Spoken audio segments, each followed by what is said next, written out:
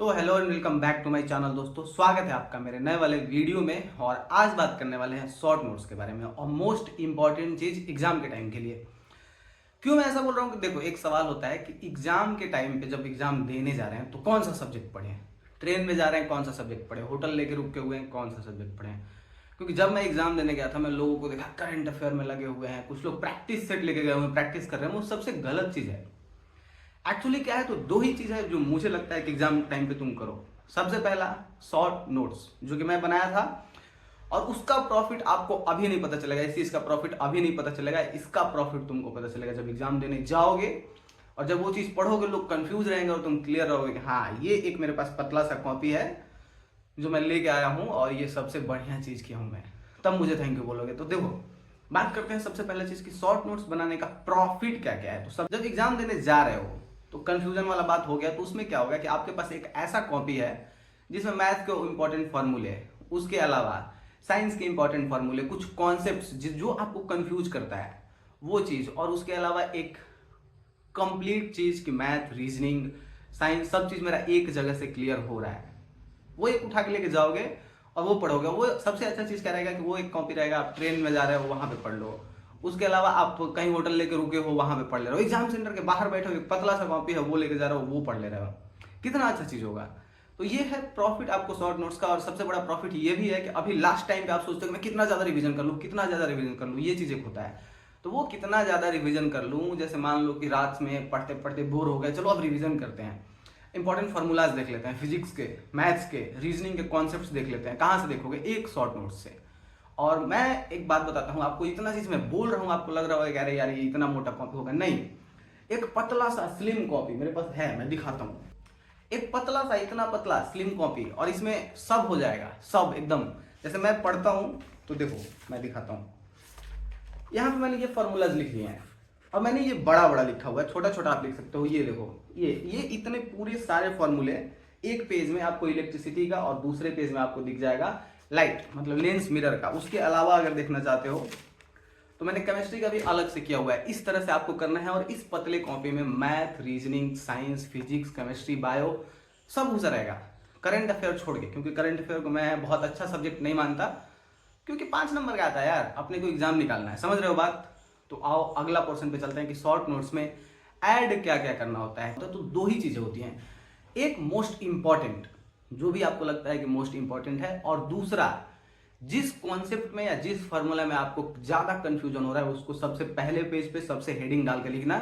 एक हेडिंग डाल लेना है कि माई कॉन्सेप्ट कंफ्यूजन, या जो भी कंफ्यूजन की हेडिंग डाल लेना। समझ रहे हो? इस चीज से अगर करते हो तो क्या होगा कि आप एग्जाम देने जा रहे हो, मान लो आप घर से पढ़ के निकले, उसमें आपको ज्यादा ही ज्यादा कंफ्यूजन ही कंफ्यूजन है।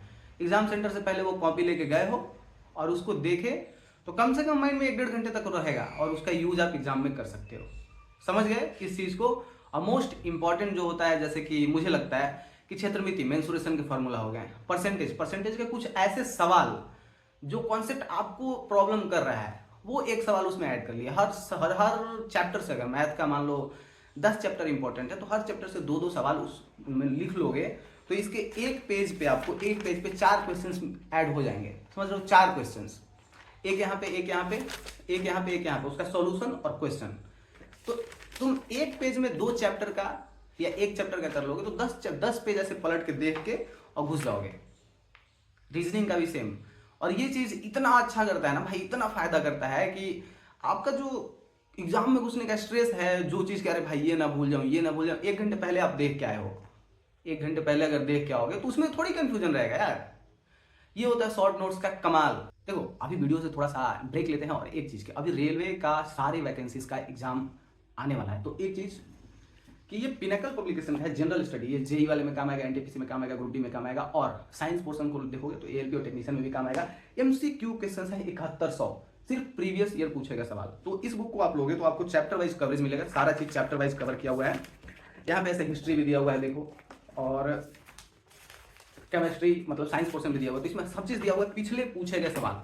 और ये मैं इसलिए दिखा रहा हूँ इंग्लिश मीडियम, इसका हिंदी मीडियम भी है, मैं इंग्लिश मीडियम दिखा रहा हूँ क्योंकि बहुत लोगों का कंफ्यूजन रहता है भैया इंग्लिश मीडियम का अच्छा बुक बता दो। तो ये अगर प्रीवियस ईयर क्वेश्चंस रिफ्रेश करना चाहते हो, साइंस के, न्यूमेरिकल्स के, जनरल के, जो भी हिस्ट्री हो गया, इकोनॉमिक्स हो गया, तो ये रेलवे के सारे एग्जाम में काम आने वाला एक ऐसा बुक है जहाँ पे सिर्फ आपको प्रीवियस ईयर क्वेश्चंस मिलेंगे। मतलब धमाका, समझ रहे हो? 7100 क्वेश्चन हैं, तो अच्छे से लेके आप रिपीट कर सकते हो, सारे एग्जाम्स में काम आएगा। पिनेकल का लिंक इन द डिस्क्रिप्शन, ठीक है, जाके ले सकते हो। आते हैं मेन वीडियो पे। और एक बात करता हूं मैं कि इंपॉर्टेंट में और एक्स्ट्रा क्या आता है। पहला आपका हो गया फॉर्मूला मैथ का, दूसरा इंपॉर्टेंट कंफ्यूजन कॉन्सेप्ट वाले क्वेश्चन, दो हो गए। और सेम रीजनिंग के कुछ फार्मूला, जैसे कैलेंडर के फार्मूला होते हैं, कुछ सीरीज है, सीरीज के कॉन्सेप्ट कुछ होते हैं, कैलेंडर हो गया, कैलेंडर का जो है वो चीज़ें आप थोड़ा सा लिख लोगे और बहुत शॉर्ट में लिखना जिससे आपको समझ में आ जाए वो चीज़। नेक्स्ट फिजिक्स का फॉर्मूला, कुछ इंपॉर्टेंट इंट्रोडक्शंस हैं, परिभाषा बोलते हैं जिसको हिंदी में, वो लिख लिए बहुत छोटा छोटा करके। तो ये क्या करेगा आपको शॉर्ट नोट्स की कम टाइम में आपको माइंड में ज़्यादा चीज़ें घुसे, उसके लिए मजबूर कर देगा। क्योंकि एक पेज पलट रहे हो, उस पर एक चैप्टर का पूरा डिटेल लिखा हुआ है, देखे रिफ्रेश, समझ रहे हो?